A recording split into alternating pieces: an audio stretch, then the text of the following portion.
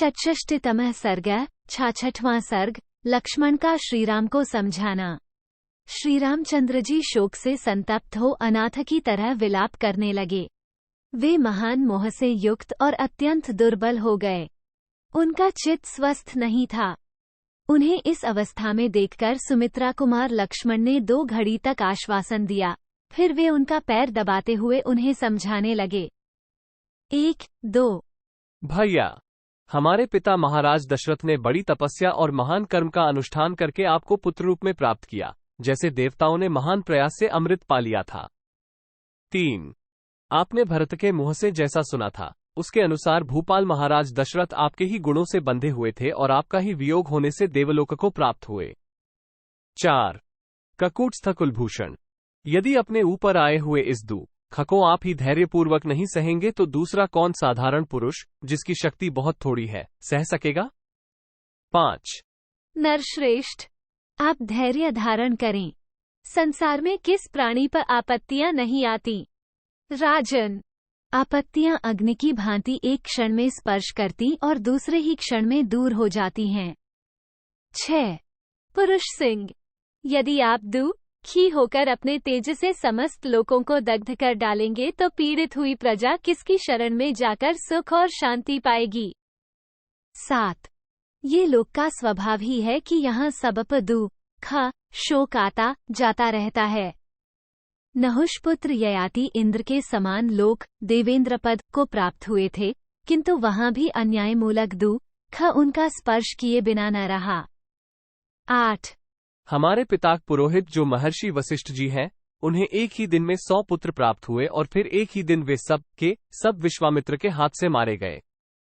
9 कोसलेश्वर, ये जो विश्ववंदिता जगन्माता पृथ्वी है, इसका भी हिलना डुलना देखा जाता है। 10 जो धर्म के प्रवर्तक और संसार के नेत्र हैं, जिनके आधार पर ही सारा विश्व टिका हुआ है, वे महाबली सूर्य और चंद्रमा भी राहु के द्वारा ग्रहण को प्राप्त होते हैं। 11 पुरुष प्रवर, बड़े बड़े भूत और देवता भी दैव प्रारब्ध कर्म की अधीनता से मुक्त नहीं हो पाते हैं, फिर समस्त देहधारी प्राणियों के लिए तो कहना ही क्या है। 12 नरश्रेष्ठ, इंद्र आदि देवताओं को भी नीति और अनीति के कारण सुख और दुख की प्राप्ति होती सुनी जाती है, इसलिए आपको शोक नहीं करना चाहिए। 13 वीर रघुनंदन, विदेह राजकुमारी सीता यदि मर जाया या नष्ट हो जाया तो भी आपको दूसरे गंवार मनुष्यों की तरह शोक चिंता नहीं करनी चाहिए। 14 श्री राम, आप जैसे सर्वज्ञ पुरुष बड़ी से बड़ी विपत्ति आने पर भी कभी शोक नहीं करते हैं। वे निर्वेद खेद रहित हो अपनी विचार शक्ति को नष्ट नहीं होने देते। 15 नरश्रेष्ठ, आप बुद्धि के द्वारा तात्विक विचार कीजिए, क्या करना चाहिए और क्या नहीं, क्या उचित है और क्या अनुचित, इसका निश्चय कीजिए, क्योंकि बुद्धियुक्त महाज्ञानी पुरुष ही शुभ और अशुभ, कर्तव्य अकर्तव्य एवं उचित अनुचित को अच्छी तरह जानते हैं।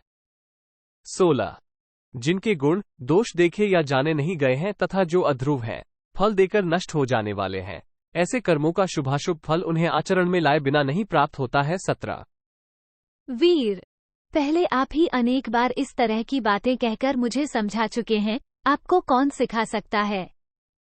साक्षात बृहस्पति भी आपको उपदेश देने की शक्ति नहीं रखते हैं। 18 महाप्राज्ञ, देवता के लिए भी आपकी बुद्धि का पता पाना कठिन है। इस समय शोक के कारण आपका ज्ञान सोया खोया सा जान पड़ता है, इसलिए मैं उसे जगा रहा हूँ। 19 इक्ष्वाकु कुल शिरोमणे, अपने देवोचित तथा मानवोचित पराक्रम को देखकर उसका अवसर के अनुरूप उपयोग करते हुए आप शत्रुओं के वध का प्रयत्न कीजिए। 20 पुरुष प्रवर, समस्त संसार का विनाश करने से आपको क्या लाभ होगा। उस पापी शत्रु का पता लगाकर उसी को उखाड़ फेंकने का प्रयत्न करना चाहिए। 21 इत्यार्षे श्रीमद् रामायणे वाल्मीकि आदिकाव्यरण्यकांडे षट्षष्टितमः सर्ग। इस प्रकार श्री वाल्मीकि निर्मित आश्रामायण आदिकाव्य के अरण्यकांड में 66वां सर्ग पूरा हुआ। 66